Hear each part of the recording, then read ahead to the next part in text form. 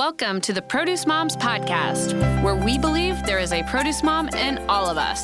I'm Lori Taylor, founder and CEO of the Produce Moms. For 10 years, I sold fresh produce to over 300 grocery stores in the U.S. And today, my team and I are fully focused on inspiring people to eat more fruits and vegetables. This show is just one of the ways that we hope to inspire you and your family to eat more produce and live a better life.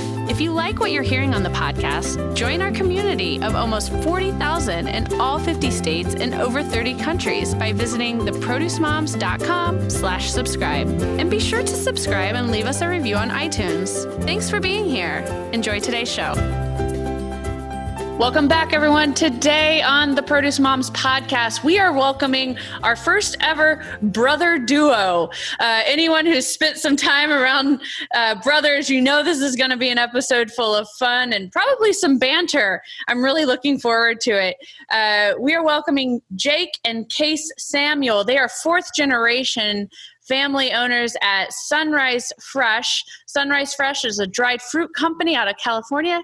And hey, folks, it's just fruit and nothing else. I'm really looking forward to our show today. You might not know this, but Sunrise Fresh is the #1 bestseller on Amazon in the dried fruit category. So we've got to dive in, learn more about this wonderful family farming operation, and get to know Jake and Case better. So, gentlemen, brothers, welcome to the show. Hi, Lori. Thanks for having us. Yeah. Hey, Lori. How you doing? Thank you so much for having us on today. It's pretty exciting. Thank you. And I know each of your voices, but our listeners don't. So, Case, please introduce yourself. Tell us a little bit more about your role, and then we'll swing the mic over to Jake. Sure. My name's Case Samuel. I am the VP of Sales here at Sunrise Fresh, as well as our irrigation manager on our ranches. We're a family-owned and operated company. Unfortunately, my oldest brother is also my boss here at Sunrise. He says that now, but that's not always the case. I told you there'd be banter. All right. Jake, you're up. Please introduce yourself. I'm Jake Samuel, the oldest brother of 3, and I'm called the CEO here at Sunrise, but sometimes I just feel like I'm a forklift driver and floor sweeper. But at the end of the day, it's a definitely family effort, and happy to be talking about Sunrise Fresh.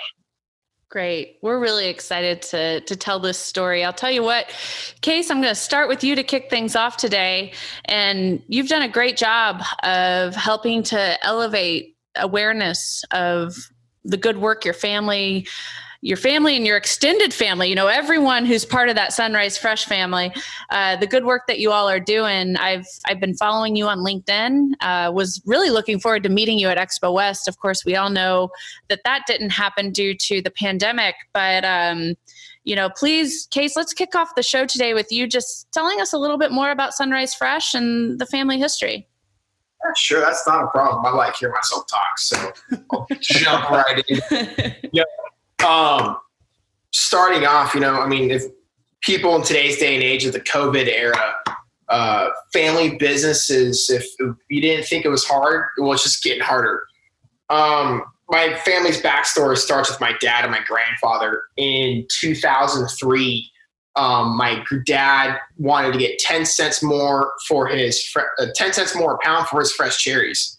If people don't know our little story, we're also fourth generation family farmers here in the San Joaquin Valley of California. We grow cherries, walnuts, and almonds. I can't believe you just said almonds. I feel like everyone calls them almonds. Well, right. Shake the L out of them. I know. Yeah, right now they're almonds. It's not almond season yet. Okay, and then you'll switch to the almonds? Yeah, yep. Well, no, Jake does. He just likes to annoy the heck out of me. So got it. All right, farming jokes 101 here on the Produce Moms Podcast. Now you all know it's in the world of farming. When the almonds are on the tree, it's almonds, right? And I mean that's what I've been told. Okay, and then you shake the L out of them. That's what they say to get them off the tree. All right, Case, we digress. Go on, please. I know I do that kind of stuff, but. So my dad had this idea of getting 10 cents more a pound for his fruit because in the fresh fruit industry, Lori, as you know, It's all about cosmetics. And if the fruit is bruised, if it has a slight little crack, it doesn't have a stem on the cherries per se, that fruit all gets thrown away or gets sent to juice for brining. Right. And in 2003, my dad had this idea of drying this fruit because Culls are perfectly edible fruit. They just don't look too pretty. Right. And so when you say the word cull, that is the product that doesn't meet the spec for retail sales. Not go into a fresh box. Yeah. A cull does not have mold in it. It doesn't have anything that you can't eat. It's just a number 2 fruit, for a lack of a better term there. If you don't understand what a cull is, most people don't. So I get a little puzzled look on my face when I bring that up. So I need to learn to explain that a little bit better. But anyways, my dad dried about 40,000 pounds of fresh fruit in 2003. And he had no sale for it. He had no true process. He had no idea what he was going to do with this fruit. But, hey, he went out and he did it. Mm-hmm. My grandfather, Ernie Podesta, was there by his side the whole time, guiding him through the processes. And, over the years, we went from drying 40,000 pounds to over 4.5 million pounds in 2020 this year. And our sales have been very steady. It's been a tough road to get where we're at today. Jake came home from college, in 2011? Yeah, hey, there we go. You're paying attention sometimes. I've been telling the story long enough now. He came home. He took over the helmship for my dad of running day-to-day operations. Zach, my middle brother, who's our ranch manager, came home from college as well and took over the ranches. And the idea was for my dad to play in his shop and, tinker and do what he does best. Because what makes Sunrise Fresh different from any other dried fruit on the market is we are a premium, no ingredient added product. The fresh cherries you eat in the store or our dried cherries you eat in our bag. There's the difference between us and our competition is the competition are Montmorency tarts. Montmorency tarts are purely grown for production or manufacturing purposes. You eat a tart by itself, it's extremely, tart. Yeah. It's sour. It takes in upwards of 18 grams of added sugar per serving to make Montmorency tarts sweet. But what happened is that they were able to produce large volumes in a short amount of time. And doing that, they have, for the last 50 years, dominated the dried cherry industry. Well, my dad figured out how to dry 4.5 million pounds in 45 days. Wow. And the old way to do that was you have to fresh pit everything before it gets dried.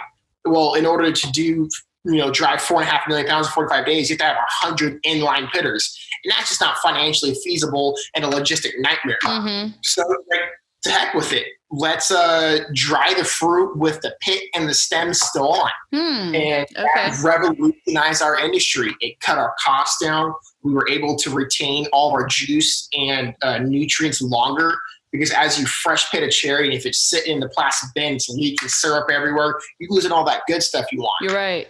You're right. So Case, was that when was that?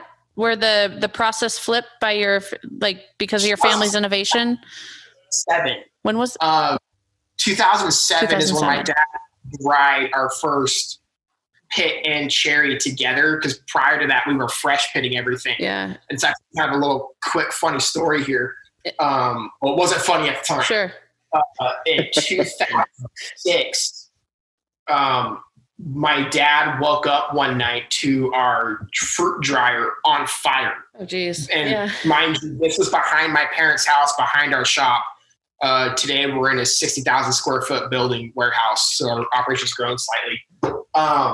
And my dad had all this fruit still to dry, and that's what he's setting up to our dry yards in Corning, and dried all this fruit with the pit and the stem still on it, and the rest is history. Wow. It extended our shelf life over a couple years. We're able to maintain the most peak freshness because all of our fruit is processed to order. So that fruit that we pull from our inventory is steamed, pitted, re-dried down to the specific moisture you want, and you can't beat our freshness. It's a true dried cherry, and it's healthy. You know, it's got one ingredient. What more could you ask for? That's right. So, so in the 2007 pivot that your company took, did that create a new industry standard, or is that still a point? Is that operational effort still a point of differentiation between Sunrise and everyone else? In the dark sweet cherry industry, we have set a pit standard for processing. The standard pit is 1 pit per 4 pounds, and our standard is less than 1 pit per 20 pounds. Wow. So our products are 99.99% pit free. Mm-hmm. I'm 100% confident in saying that, and that's revolutionized the industry for chocolate covered cherries, for processing, for all sorts of certain bars and things like that. I can't go into specifics. Yeah. No, I mean, it makes sense. It's definitely, we've definitely thrown rifts through the industry. Granted, Montmorency tarts, cherry industry still dominates the industry because that's what people know and that's what people like. And when you take a tart versus our cherry, the sweetness of the tart and that tastes the same from January 1st to December 1st, it's a lot different from our cherry because Mother Nature makes nothing the same. And that's what we love about our product. It's an all natural, pure product. Mm-hmm. One cherry is going to be sweet, one's going to be tart, two are going to taste kind of weird, one's going to taste like nothing. Mm-hmm. But that's what real fruit is. Mm-hmm. And that's why I like what the Produce Moms has been doing, is trying to educate people on what real fruit is. Yeah. Yeah. I mean, hey, the tagline is, right? Just fruit, nothing else. So Jake, yes. I'd like to talk to you a little bit more. Let's dive into the specifics about these product lines. Case did a good job of explaining the different varieties. We've obviously established that there's no additives in your dried fruits. So let's talk in more detail about what product lines you have. And specifically, I mean, most of our listeners have a cherry is a cherry to most people. So let's start there. Like, what different varieties of cherries exist versus the ones that you offer in market? Yeah, that's a great question. There are, I forgot the exact number of different cherry varieties that are grown between California and the Pacific Northwest and Washington, but the predominant varieties that everybody should know are Rainier and Bing. Rainiers are the nice, beautiful white kind of rose blush color cherry that tends to have higher sugar levels and lower pH values. And those are grown between both states, California and Washington. And they started in Mount Rainier, actually. And then were predominantly a pollinator variety, but now they've grown into be more of a specialty type of cherry. And we've developed that into our product line also, the cherries, to where we're having a Rainier cherry that doesn't have that dark black red hue as our Bings do, but has kind of a lighter kind of reddish yellow gold type of color. And it has kind of a jammy texture to it too. It's mm-hmm. a much different cherry than your Bing cherry would be, where it's like on the fresh side, it's got more. The Bing cherry has kind of more crunch, a little bit more pop and flavor to it than a Rainier would, where the Rainier has a little bit more juice and a little bit more sugar brick levels to it. Mm-hmm. And then, of course, like when you get into your other wide varieties of cherries, but beyond the Bing, you've got Corals, Tulare, Sweethearts, Skenas, Royal Tiogas, Royal Hazels, Garnets. I could go on and on and on. Right. There's literally hundreds, folks, and they all Yes. pretty much come to market under the dark sweet cherry Correct. bag. And out of all those different varieties that Jake was just rattling off, for sure the Bings are the ones that folks recognize and know.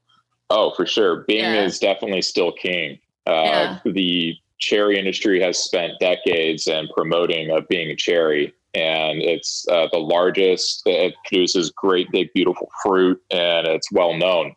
And we still market that to this day. We have a lot of customers that request Bing cherry specifically for that reason, because they know that there is a distinct difference, not only for the fruit and flavor, but for marketing purposes also. Right. Yeah. So we stick to basically those three types of cherry varieties in a grand scheme of things. Being in dark sweets being the most volume, and our Rainiers are first and specialty customers. In fact, on Amazon, they're doing pretty well as a specialty variety also. And Jake, just to confirm, so these tart cherries that, Case was talking about, that's kind of what the industry always had in the dried category, but yes. you have to add sugar to those to make them that sweet, palatable flavor that folks expect when they bite into a cherry. Is that accurate? Correct. Yeah, okay. Exactly. So that is why your company does not use the tart cherries, because yes, you are committed to, well, your mission statement is providing the world with the finest natural dried fruit. That right there says, hey, we're not adding anything, So, yep, exactly. And another portion of that too, Lori, is also trying to get another market for our fresh cherries. So like Case kind of said in the beginning, that our dad just wanted 10 more cents a pound for our fresh cherries, because the fresh cherry industry's focus, their dark sweet fresh cherry industry's focus went from brine cherries for the number 2 cull fruit to like where they would brine the cherries and then make maraschinos for your sundaes or for fruit cocktails and things like that. Well, that industry has kind of gone away, and it kind of has a slightly negative connotation because they use red dye colors and they're using lye and brine to get out the color and sugar. Then they're putting all that stuff back in it again. And so that industry has changed a little bit to where there's a larger abundance of fruit, and growers were almost throwing this stuff away. Well, practically they do in large crop years because there's not enough people out there to buy all of these cherries, especially in rainy years or in catastrophic years when it rains for 3 days straight like it did last year. So we focus on try getting California crops and California cherries and Washington cherries now too. It helps extend our season to make sure that we are able to provide our customers cherries year round without any hiccups in supply and volume, as well as making sure the grower gets a little bit better return for the cherries that normally get dumped. Right. Yeah, no, it's so important. So with your drying process, is it sun dried? Do you put it into dehydrators? How does it work?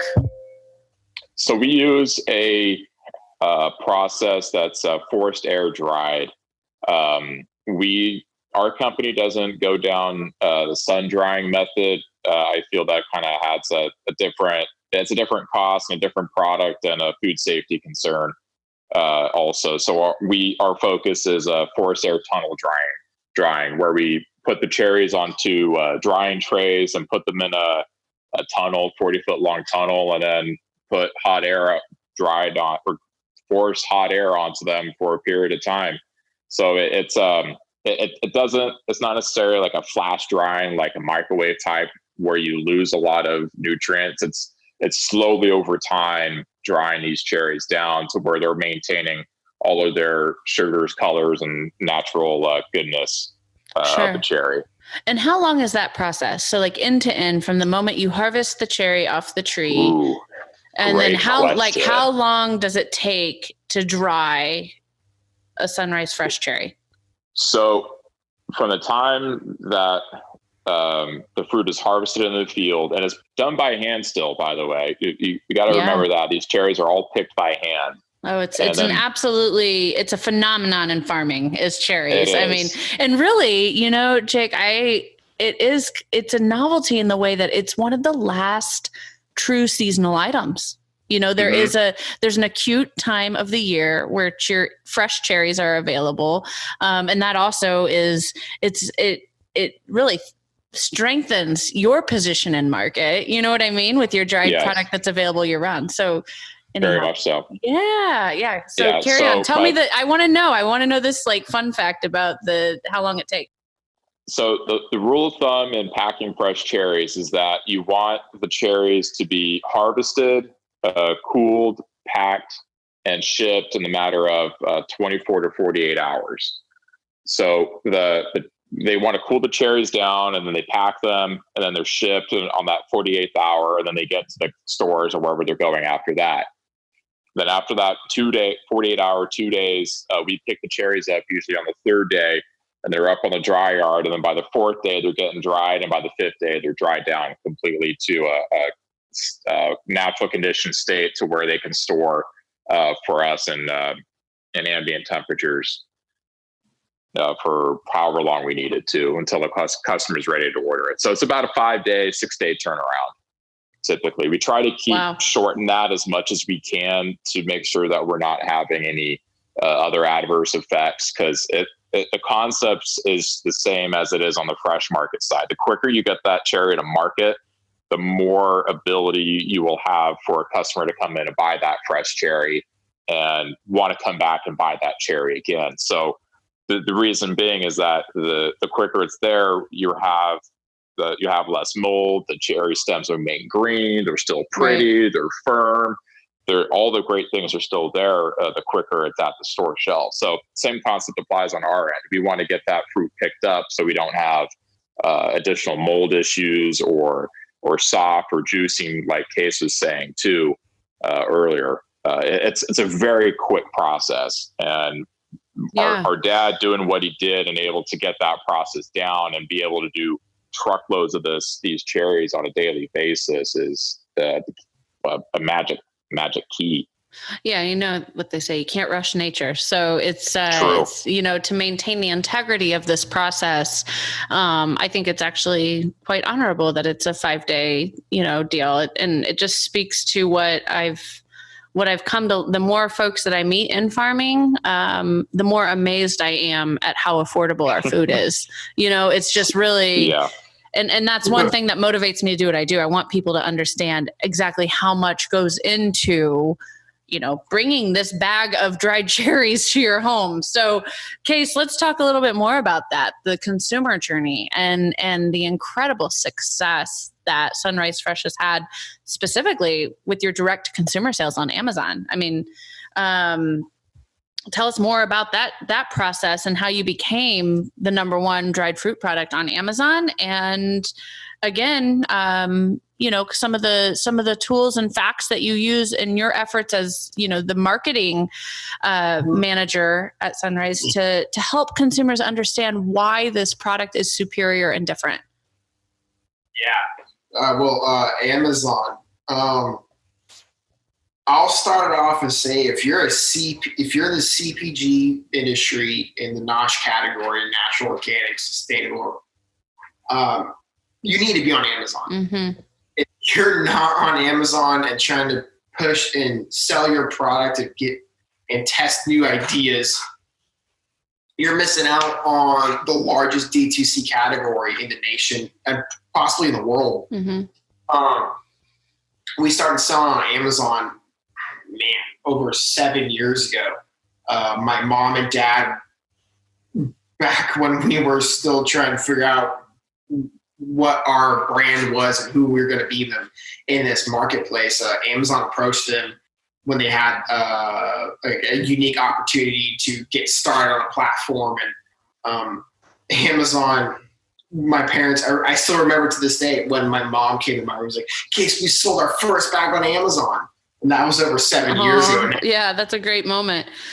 Yeah, and now we do over 200 to 300 units a day in our peak periods. Right. So my first job 3 years ago when I was hired here at Sunrise full time was to get Amazon up and going. Mm-hmm. Then we were doing 10, 15 units a day. It was Amazon had just changed their platform to where we were completely in charge of A to Z production. Yeah. Amazon used to submit us POs and everything, but if you were under X amount revenue per year, they kicked you on to Seller Central. And that was the best thing that could have ever happened to us, because it really gave us full use of all our demographic info, marketing capabilities, advertising capabilities, and that really skyrocketed us. We've been the #1 selling dried fruit now on Amazon for practically 4 years now. Wow. It's been a struggle to say the least. But when you have a superior product and you really invest the time to understand the Amazon machine, their AI advertising and the buy box, it really can revolutionize your business like it has for Sunrise. We brought on Steve Clear, who's our VP of marketing. And Steve and I really worked our butts off day in, day out to try and optimize Amazon. And one of the first things I did on Amazon was list more products. We were only selling one product, our 16-ounce bag. Right. And I listed 8-ounce and our snack bags. I love them. Yeah. Yes, I know. Yeah. Yeah. And just having that ability to be different categories and reach different people really enlarged our footprint. And when Amazon came out with their first advertising tools, we were in the beta versions. And I quickly realized that if you're not spending 25% of your gross sales on Amazon in advertising, you will not be a successful brand. Mm-hmm. That is standard. And that seems really expensive to a lot of people. And especially to me. Yeah, I know. And really marketing as a whole, I mean, Case, think of where produce would be if everyone would invest back into their marketing. What the CPG industry invests back into their marketing. Oh, yeah. I agree more. If we could get I could talk for hours about how we can revolutionize our fresh fruit industry and advertising, trying to build reputable brands that people can trust again. Because it just seems like today's day and age, everyone is going against everyone's going against what the ag industry is trying to do, and it really is very disheartening at times. Mm-hmm. So let's talk about what you have listed on Amazon. I want our listeners today to become your consumers. So let's talk about, I mean, I'm looking at your store right now on Amazon. I've got pulled up.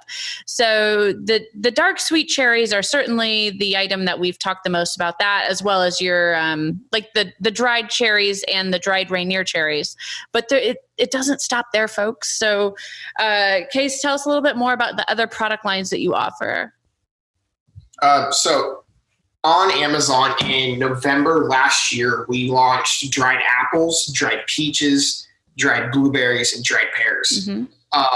These are all grown here in the San Joaquin Valley. They all have no added sugar, no preservatives.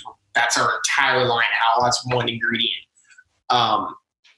And these, so my dad says we are best at filling 20-pound bulk boxes of cherries. Right. He's a big fan of the branded bag scenario, but that's where, in my personal opinion, that's where the real money is. That's where where you really transition from a mom and pop company to where you're in 4,000 or 5,000 doors, which is my goal in the next couple of years, is to get real dried fruit in the hands of the everyday American.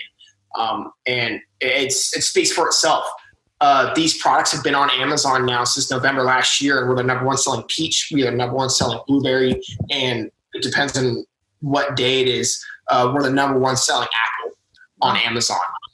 It really speaks for itself, because when people bite into our products, it's instantly fresh. You think with our peaches, I mean, you're never going to find another peach without sulfur on it anywhere on the market. It's that's personally my favorite dried fruit we actually produce. Mm-hmm. I can eat a whole entire bag in one sitting. It's so good. Kind of reverting back to why Amazon's been such a success for us is because we really invested in the idea of directly to consumers. Mm-hmm.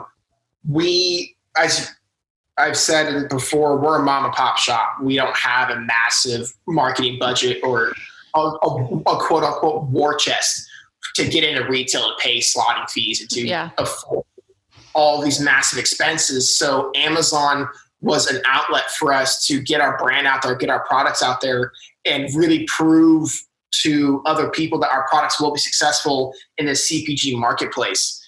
And FBA is everything. Fulfillment by Amazon, if you aren't using Fulfillment by Amazon, you're losing the game. Mm-hmm. Because people trust, for some reason, I still can't understand it, people trust that little gold check mark. Mm-hmm. Amazon, people, when it says fulfilled by Amazon or sold by Amazon, like, oh, that's got to be a good product. I'll buy that. Yeah. And people really, and when I talk with other brands in our marketplace, people are like, God, Amazon, they charge 50% of gross sales to fulfill your product. I was like, what's UNFI charge you? What does KE charge you? What do all these other distributors? It's just a distribution fee. That's all it is. And at the end of the day, you are getting direct feedback from your consumers that is irreplaceable. I mean, Sunrise Fresh is now proudly selling on Walmart.com. And one of the reasons we are selling on Walmart.com now is because we are the number one seller on Amazon. Sure. People don't understand the marketing prowess Amazon now carries for the Walmarts, for the Targets, for the, well, Whole Foods is a bad example because Amazon owns Whole Foods. But anyways.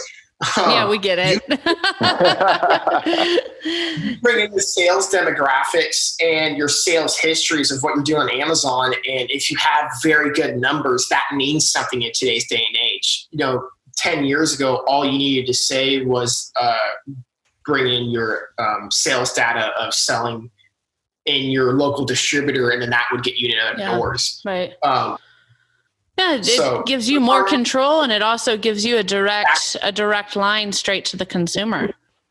And new product testing. I mean, that's huge. I mean, if you have an idea of launching a new product, you don't have to go out, mass produce it, and do a test trial in 300 doors at Target. And now you can run a 4-pallet batch and sell on Amazon and see how it does and get customer feedback. Like, Amazon's invaluable in today's day and age, and people really need to embrace directly to consumer because if COVID's taught us anything here at Sunrise Fresh over the last 3 months, our Amazon business has grown by over 2,000%. Whoa! Since COVID? Since COVID hit. Wow. Yeah, I mean, Jake, it's been keeping our doors open almost to the point, because we had a massive panic buy here in March when a lot of our clients thought we were going to, be closed because we were going to be forced to because of COVID. Right. But we're, I'm blanking out right now. Jake, what are we? We're special. Why did we not close? Special. You're essential. You're an essential business. We're essential business. Yes.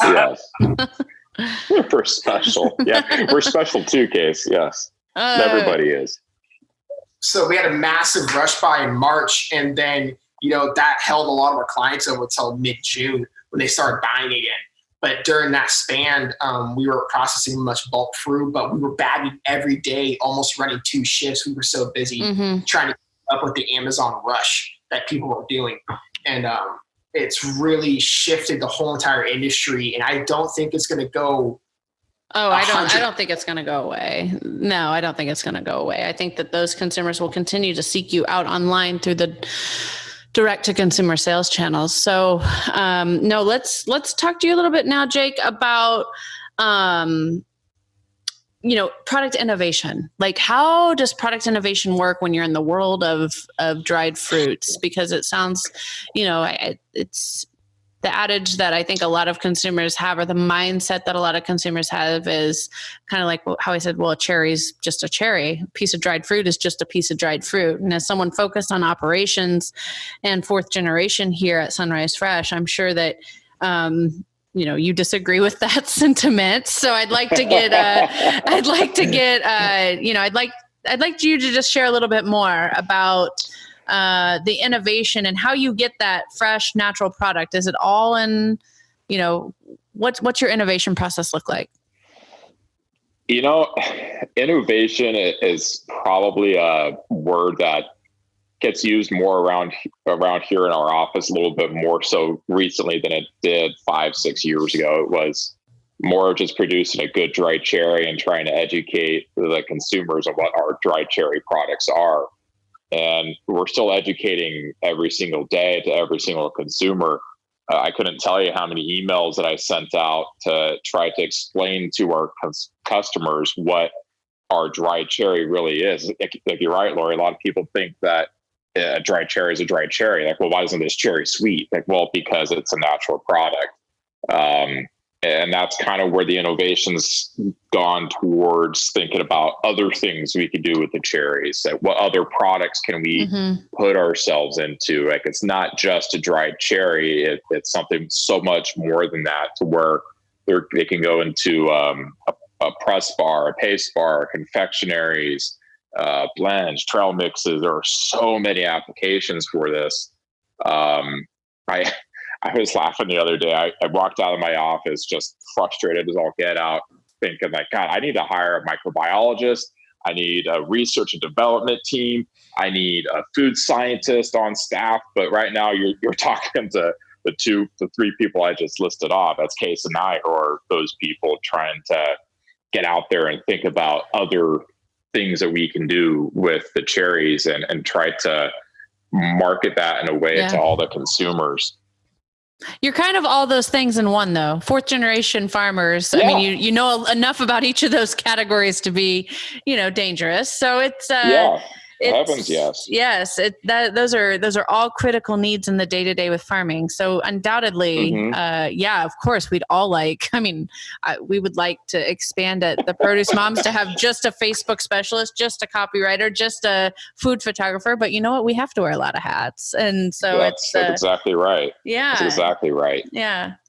So the key definitely comes down to, I think, getting back to kind of how we do the most fresh and natural product is trying to make sure that you're maintaining the supply chain, like we talked about earlier, from the picking of it, knowing your packers, having good relationships with your packers, because they in turn have relationships with the growers. So you're trying to keep that chain as close as you can, and then having the stringent QC system throughout to make sure that the product, that when it gets to the consumer, it is exactly what you want it to be.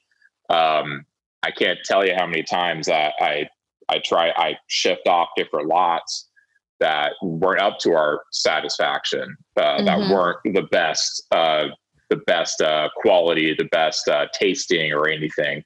And as an operations guy, that's very frustrating because I'm trying to keep production efficiency and cost down. And when we're shifting different things to different products or because of quality issues, and it's like, okay, well, but this is not what we want to put out there. That's not what we want that Amazon consumer to open that bag and see that piece of fruit because it's not the best looking, or taste that piece of fruit because it's not the best tasting. We try very hard here at Sunrise to make sure that every pound is exactly the same. I mean, it's not always going to be the same just because it's a natural product, but we want the consistency to be on the money day in and day out. So that's the never ending battle that I fight practically every day. No, I love that. Trying to keep that going. No, thank you for sharing. In case, I'm going to put you in the hot seat now with, I think, a battle that you're probably facing every day as the one in charge of marketing. And that is, sometimes there's people who have an assumption that dried fruit is not good for you, or there's an assumption that it's high in sugar, too high in sugar, probably because the industry standard for so long was added sugar to dried fruits. But what do you want consumers to know about dried fruit? That is a hot seat question. I know. One of the big things I want people to know about real dried fruit is just because there's a little bit of sugar in it isn't going to kill you. I mean, every piece of fruit has real sugar in it. And if we as, human beings weren't meant to eat sugar, Mother Nature would have never made it. I really believe that if it's an all natural product, it's healthy for you no matter what. Yeah. One ingredient, and it happens to be a fruit. I think I think it's safe. What's sad is that, dried fruit, people have always had this mentality of it being very cheap. Okay. Yep.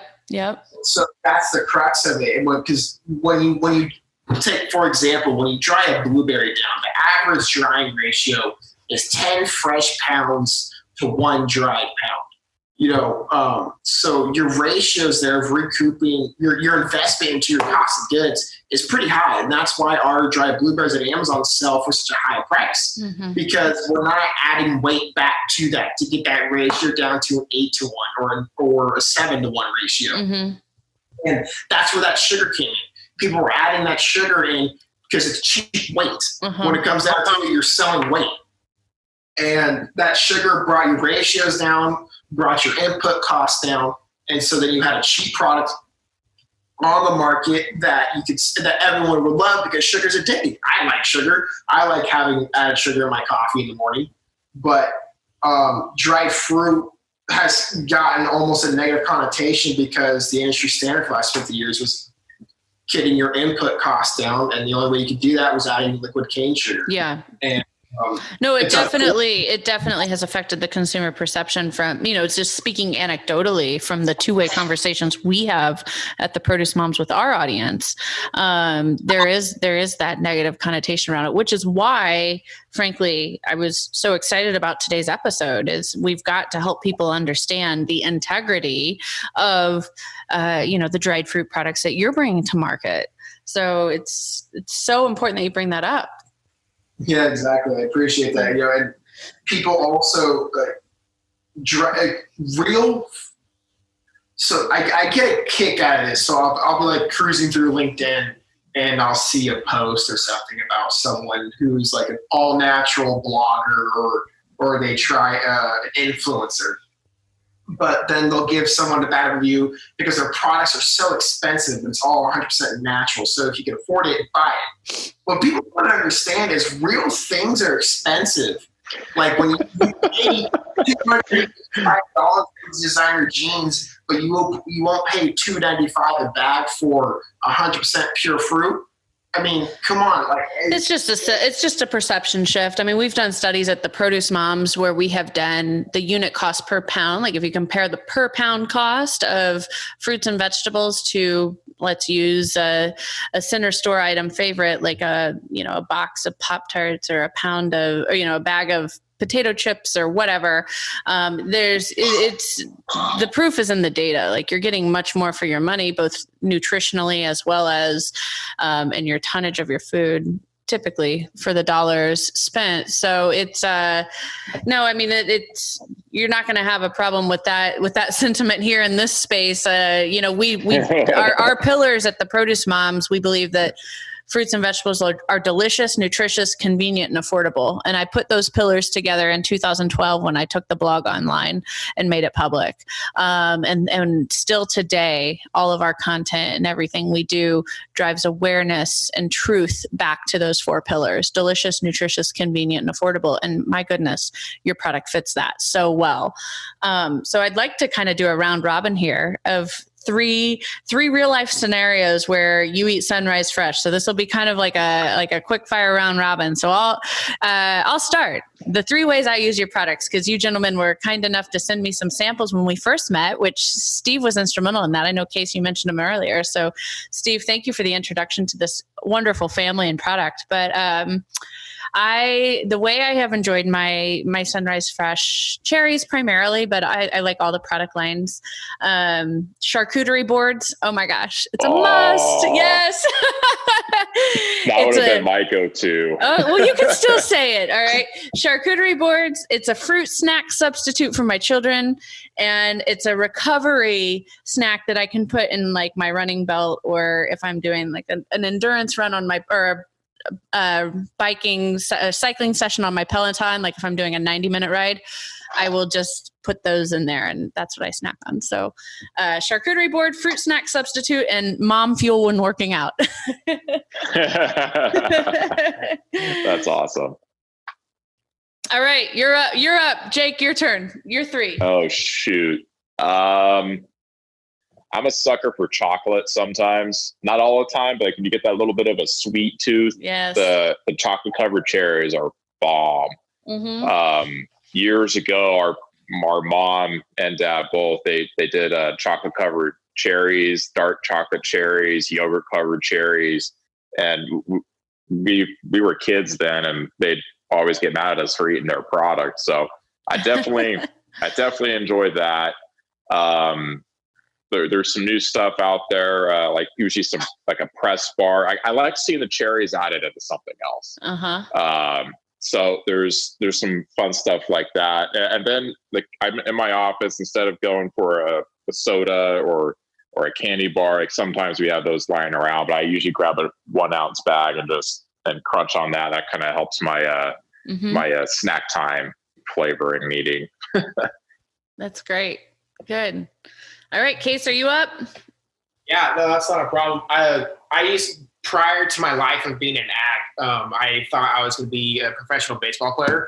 So I would actually eat our cherries to help my inflammation after pitching. I was a pitcher, so cherries are really good. Yeah, they're very good with antioxidants, and it helped promote movement of my lactic acids.